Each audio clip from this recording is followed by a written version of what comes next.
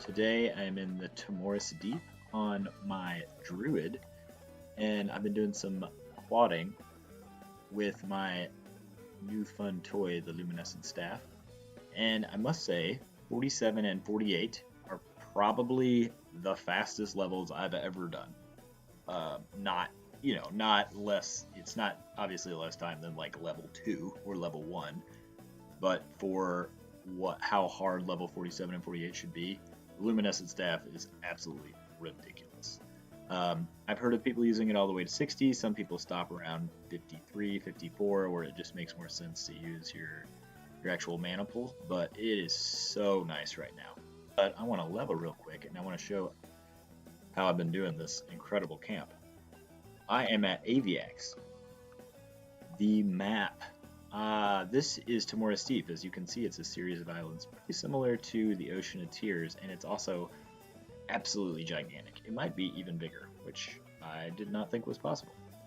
There, you can access it from boats, from Butcher Block and FB, if you want to buy, and I think from the over there as well. I am currently in the Aviak area, which is 2 here. As you can see, it is the exact same design as South Carolina, although there are these funny palm trees up at the top. So I ran with Lev all the way from the top of this mountain to see if I could get up here, and yes, they are weirdly palm trees right here. Who knows? I guess this is a thatched roof or something. But anyway, these aviaks are they're in the 30s somewhere. And they're really great because there's a huge number of them, and there's only 4 people in the zone right now, which is pretty rare. Usually there's other druids or wizards quadding here because it's such an incredible spot. But you have kind of this giant area here. It's all aviaks. I don't think there's really anything else over here. On the other side, there are some ogre raiders, I think. But you can see the Lightfoots are the smallest, and there's a couple that are green, and there's some that are blue as well, and that just happens. So there's a green one. But anyway, at this point, you can just pick and choose since there's so many. So just snare, and the fun thing is when you snare off the side, they just run off the side. So it's not like they run down the path, the ramps, and aggro everything on the way down. So you can just kind of pick and choose, and even some of them, if you get good line of sight, you can just pull straight off of the upper levels as well.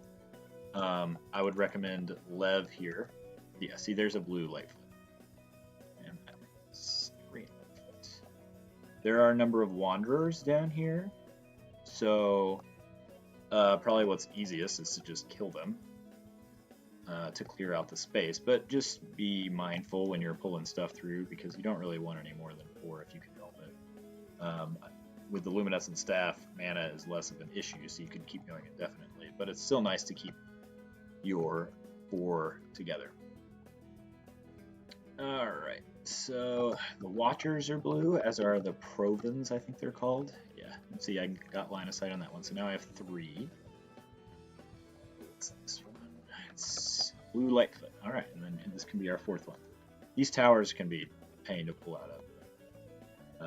If you use your Lev, which you're really going to want, and get up here, you can get a good line of sight, and they just come right down. See? Alright, so now you have your 4. They're all snared. I'm going to group them back up together. And I've been trying to see if there's any tricks to getting your quad grouped up. I found that strafing a bunch really helps. And in fact, this might be the best way, is to actually just basically change your directional keys with strafe on the whole time. And I think because for some reason they like realign really quickly when you're strafing. That's why I think bards do it a lot too, and they swarm. I used to play a bard back in the day. But if you do this a few times, they seem like, since they're turning all the time, they just slowly bunch up. You just got to be careful. Like normally I do this not in this view, but I'm just doing this so you can see it. But you see how quickly those kind of bunched up. Because really, like when you're doing quads like this, you just want to minimize all the time you can in every single way.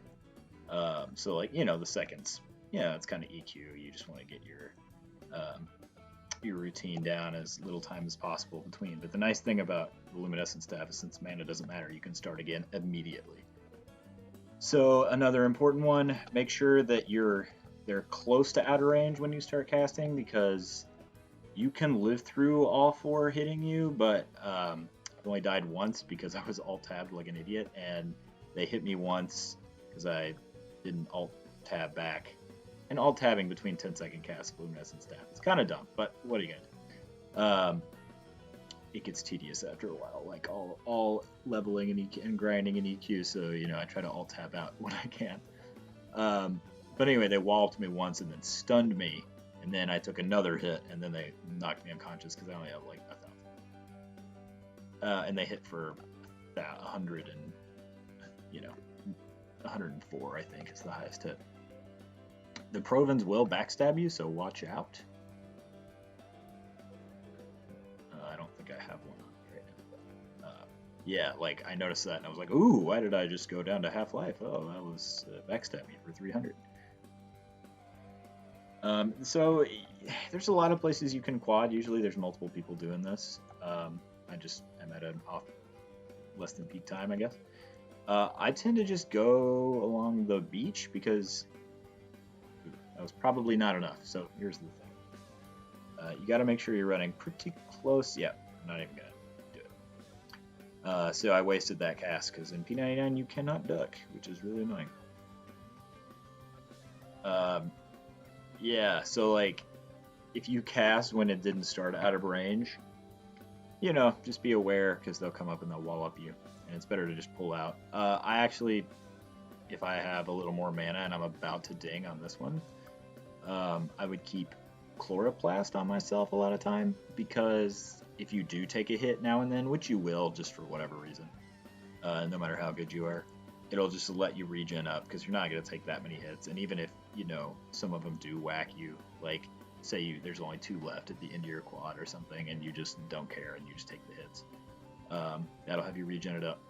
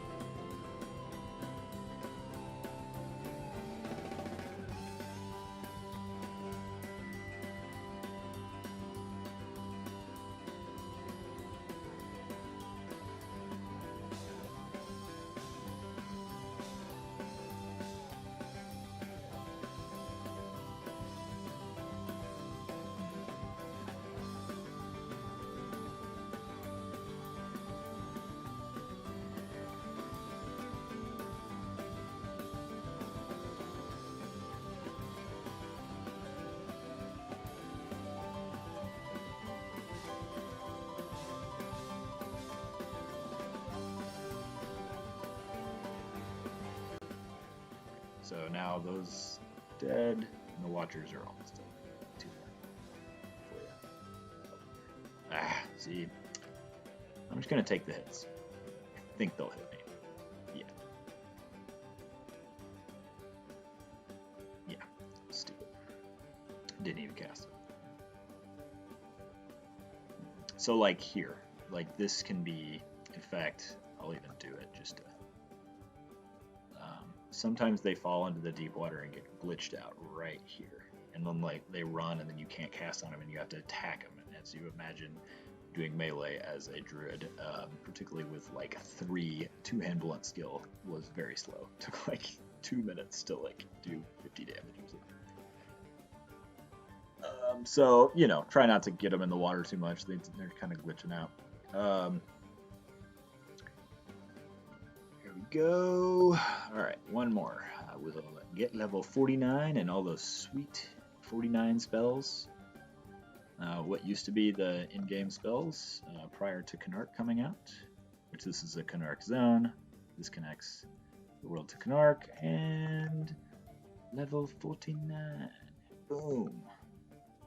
Yay. Alrighty. So that's incredible experience. It really is. I am not. I mean, it's so good that I feel like I'll probably keep doing it, assuming most of them are still blue. Maybe the light foots wouldn't be, but they're the equivalent of light blue. Oh, see, some of them still are. So yeah, I'll definitely keep doing this. I would think blue 49, unless there's a better spot, which I can't imagine there is. Just because you don't have to wait for them to respawn or like fight with anybody. There's so many in this that like even when there's like 3 or 4 people quadding here, it's still fun. And like there's no real camp. And I've never seen actual like groups group here. Even though it probably wouldn't be a bad spot. But you see these are all still blue.